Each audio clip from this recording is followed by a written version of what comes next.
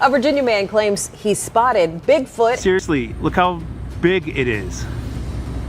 I don't think it is a human. I think it's a Sasquatch. In January 2018, Olympic National Park witnessed an unusual disturbance as seismic tools recorded tremor-like vibrations near Lake Quinault. The next morning, park rangers discovered a scene of chaos, numerous giant trees uprooted and shattered. This bewildering sight of destruction deep in the park's quiet woods raises chilling questions. Could this be the work of something or someone legendary thought to roam these lands? Join us as we explore the dark, thrilling possibilities lurking in Olympic National Park. The day the forest fell. The big question everyone asked was, what could have caused such sudden and intense destruction? This was an opportunity to explore different ideas about what might have happened. The scene the rangers found was shocking. Trees with trunks 4 to 5 feet wide were snapped, their pieces scattered around as if they were planks at a construction site. The area of destruction stretched across nearly half a mile, making it look like complete chaos. People in the nearby community quickly took notice, and rumors started flying about what could have caused this. At first, some thought it might have been a strange weather event. Could a powerful storm have passed through without anyone noticing strong enough to cause such damage? As photos of the damaged forest spread online, a more imaginative theory began to gain attention. Some people suggested that maybe the Sasquatch, or Bigfoot as it's more commonly known, was behind it. According to local legends, Sasquatch is a huge creature that roams these forests. Those who believe in Bigfoot argued that it might have the strength to uproot trees, either to show its power or to mark its territory. This idea wasn't just random, it was based on many stories shared by those who believe in the creature. Cliff Barackman, a field researcher, was one of the first to arrive at the scene. He was amazed by what he saw. According to him, the damage was extensive, with large pieces of wood scattered everywhere like debris from a building site. This added to the public's interest, sparking even more discussions about the possibility of a creature strong enough to cause such destruction. But could a storm, no matter how strong, really create the specific pattern of damage that was seen? Or was it possible that a creature, often dismissed as a myth, could actually be responsible for this? The Bigfoot theory isn't just a wild guess, it's supported by a mix of old stories and some physical evidence that people believe points to its existence. This theory is further strengthened by ongoing reports and alleged sightings in the area, describing a large, powerful creature capable of such acts. This debate led to a lot of activity both online and in the local area. Fans and doubters alike discussed the likelihood of each theory, with each new photo or piece of evidence stirring more debate. The idea that Bigfoot might be real and capable of affecting the environment in such dramatic ways energized the community. It brought together people from all walks of life to think about the mysteries of nature and the unknown. But this wasn't the most surprising part. In the aftermath of this event, the park and the surrounding area saw a surge in visitors. People were eager to visit the site, hoping to catch a glimpse of Bigfoot or to find some clue that might explain what happened that night. Whether they believed in Bigfoot or were just curious about the strange natural event, many were drawn to the area, each with their own ideas and theories. In 1924, a group of gold prospectors on Mount St. Helens had a frightening experience. They reported encountering tall, ape-like creatures. These beings, according to the prospectors, became aggressive and attacked their shelter throughout the night. They hurled stones and violently shook the structure, leaving the men inside terrified. Fast forward to the present day, and some people started to wonder if these creatures had returned after the recent disturbances in Olympic National Park. However, Cliff Barackman, a well-known researcher, pointed out that seeing such anger from Bigfoot would be something entirely new and unexpected. Olympic National Park is no stranger to strange stories. One famous tale is about the Lady of the Lake, a spirit said to be that of a young woman whose body was found in Lake Crescent long after she disappeared. Incidents like these lead to an important question. Are these stories signs of something supernatural, or are they just natural events that we don't yet fully understand? While many found the Bigfoot explanation fascinating, not everyone was convinced. Anthropology professor Jeff Meldrum was among the skeptics. He argued that if Bigfoot were real, it would likely save its energy rather than waste it on something as difficult as toppling trees without a clear reason.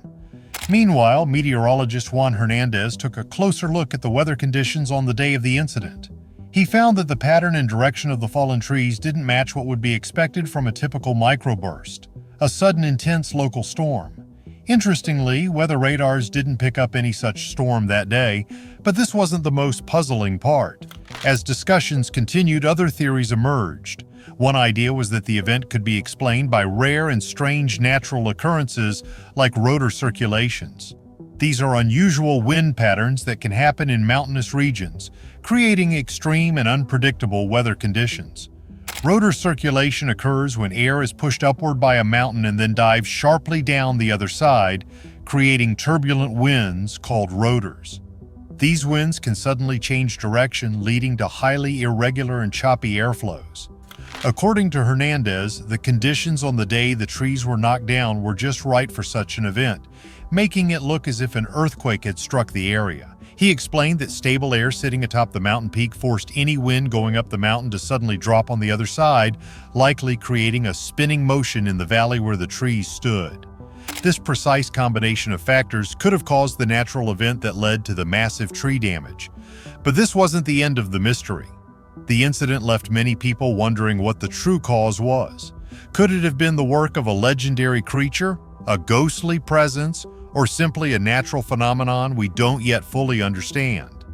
Each theory added its own mix of facts and folklore, deepening the park's already rich tapestry of mysterious stories. The events in Olympic National Park remind us that there's still so much we don't know about the world around us. The natural world can be full of surprises, even for experts who have spent years studying it. Each answer seemed to bring even more questions, keeping the cycle of curiosity and investigation going. The park's long history of unexplained events continues to fascinate both locals and visitors, drawing them into a never-ending story of discovery and wonder. Could there be more secrets hidden in the forest after such powerful destruction? Night Watch. There's another mysterious event that occurred in July 2016 at Pisgah National Forest in North Carolina. In this case, Dr. Dan Caton, an astrophysicist, recorded something extraordinary. He had set up 2 special cameras to watch the Brown Mountain Ridge at night. These cameras captured strange white lights flickering above the ridge, unlike any ordinary street lights. These lights appeared repeatedly over a span of about 20 minutes. For years, these mysterious lights have been a topic of local conversation. The first recorded mention of them in a newspaper goes back to 1912. Over time, more and more people reported seeing them, especially guests at a popular mountain hotel. By the 1920s, the lights had attracted so much attention that the U.S. Geological Survey decided to investigate them. Many theories have been suggested to explain these lights. Some people think they might be ball lightning, a rare form of lightning that appears as a glowing orb instead of a typical flash. This type of lightning is unusual because it hovers in the air instead of striking the ground right away. Others have a more eerie explanation, suggesting that these lights could be the ghosts of Civil War soldiers still wandering the mountains. But this wasn't the strangest part. As time went on, the Brown Mountain lights became a focus for both scientific and paranormal researchers. The light's unpredictable appearances and mysterious nature continue to spark debate and interest. Scientists like Dr. Caton use advanced technology to try to capture these lights and study them closely, hoping to find a logical explanation. Theories range widely, from natural atmospheric events to supernatural causes. Some researchers believe the lights could be plasma orbs caused by geological activity, while others lean on local folklore suggesting ghostly origins. The mix of scientific and supernatural explanations adds to the intrigue. At first, some thought the mysterious lights over Brown Mountain were just reflections from train headlights. But this idea was quickly disproven after a massive flood in 1916 wiped out the train tracks, yet the lights continued to appear. Despite many discussions and in-depth research, these lights still captivate people's attention. Dr. Matthew Sidagis, a physicist, has been working hard to see if ball lightning could explain these lights. However, he's run into problems because the usual laws of physics, known as Maxwell's equations, don't fully explain how ball lightning behaves. This puzzle keeps the lights an intriguing topic for both scientists and anyone interested in strange natural occurrences. But this wasn't the end of the mystery. The question remains, Will experts ever truly uncover the truth behind these strange lights at Brown Mountain? The ongoing efforts to understand these lights continue to fascinate and inspire those who are eager to solve such natural puzzles. Back in the 1860s, a Scottish physicist named James Clerk Maxwell created complicated mathematical equations. These equations suggested that the electric charge in ball lightning would be too strong for it to move the way it's observed. This led to even more questions. Could the lights actually be from an airplane? But observations show that when the light appears, it doesn't act like a plane. Planes have blinking lights and usually leave a straight trail as they move across the sky. Instead, what people see is a glowing, hovering sphere that doesn't follow any known aircraft patterns. Another idea was that these lights might be reflections from the ground, like a similar phenomenon observed in Turkey involving a supposed UFO. This happens when colder air is under warmer air, causing light to bend downwards, making objects look higher than they really are. But the Brown Mountain lights show up far above where this effect typically happens, making this explanation unlikely. Given how often these lights are seen, this theory doesn't seem to fit, and the true cause behind the Brown Mountain lights remains a mystery. We can only hope that continued research will someday provide answers. But this wasn't the last of the strange events. In March 2021, something new and curious happened in Denali National Park and Preserve, Alaska. Park rangers discovered unusual footprints on the ice. What made these prints so interesting was that they seemed to rest on the surface rather than being pressed into the ice. The footprints measured between 16 and 18 inches in length, with about 3 feet between each one, which caused quite a stir. Cliff Barackman, who runs the North American Bigfoot Center and knows a lot about strange footprints, pointed out that these prints appeared to be raised from the ground, not sunken like most animal tracks. This unusual feature suggests that whatever made the footprints might have been walking on 2 legs. This discovery has led many to wonder if these tracks might be evidence of a Yeti, adding yet another layer to the ongoing mysteries of our natural world. As one question gets partially answered, we find ourselves facing another intriguing story ready for exploration. Each new piece of evidence, whether it's glowing orbs in North Carolina or mysterious tracks in Alaska, pulls us further into the fascinating and often unknown world of natural phenomena. Could these old legends explain the strange things happening in the park? The Alaskan Giant's Path. There are many stories and some evidence suggesting that a creature like Sasquatch could survive in the tough environment of Alaska. Similarly, the people of the Himalayas have legends of the Yeti, which is similar to the Alaskan native stories of Nantinak, a creature described as part man and part beast. In one incident in Alaska, hunters were tracking a moose they had shot. They found a trail of blood and large 18-inch footprints, but the moose was gone, hinting that a large creature might have taken it. Some thought these prints could belong to a massive wolf-like creature, though dire wolves, the largest canines from the Ice Age, have been extinct for a long time. Yet a rancher in Montana once claimed to have killed one, though it turned out to be just a large gray wolf. Could these prints be proof of Ice Age survivors roaming through Denali National Park? Dire wolves, which could weigh up to 200 pounds and grow up to 6 feet long, are genetically closer to today's African jackals than to modern gray wolves. But the real question is, what made those footprints in the snow? Some people ask biologist Floyd Hayes if a known animal like a bear could have made them. Hayes explained that it's unlikely, especially in March when bears are usually hibernating.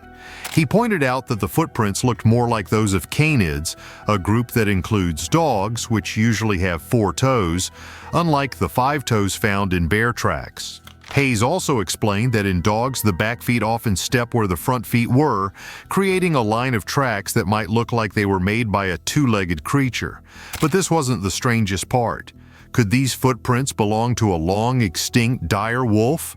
Hayes mentioned that dire wolves once hunted large animals, but as these prey died out, the wolves also disappeared because they had no food. Yet the mystery of these strange footprints in Alaska keeps people talking and investigating. Is it possible that a dire wolf has survived all this time, or is the explanation something else, like Bigfoot? This ongoing mystery keeps both experts and curious minds searching for answers. This curiosity about unexplained phenomena, from strange lights that don't behave as expected to odd footprints in the snow, captures our imagination and pushes us to learn more.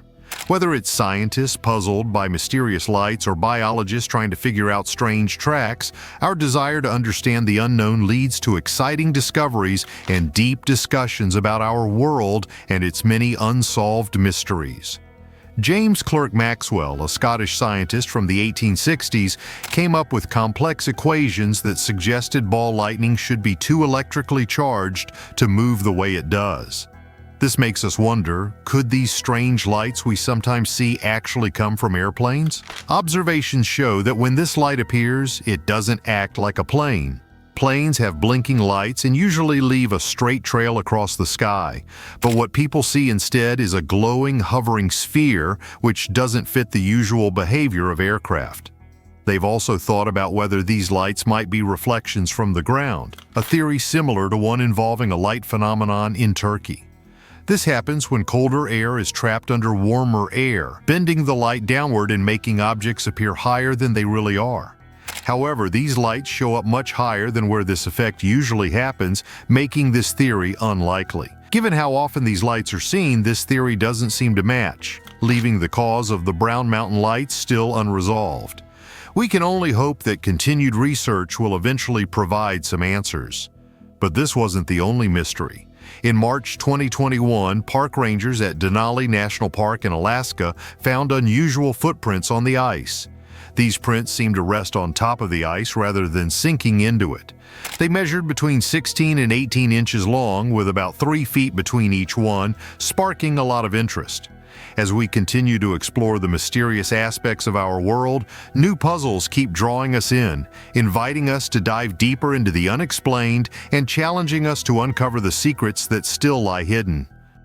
Cliff Barackman, who runs the North American Bigfoot Center, is an expert in unusual footprints. He noticed that some footprints found in Alaska were raised above the ground, which is not typical. This unusual feature has led many to wonder if these could be the tracks of a Yeti. Stories and some evidence suggest that a creature like Sasquatch might be able to survive in Alaska's tough conditions.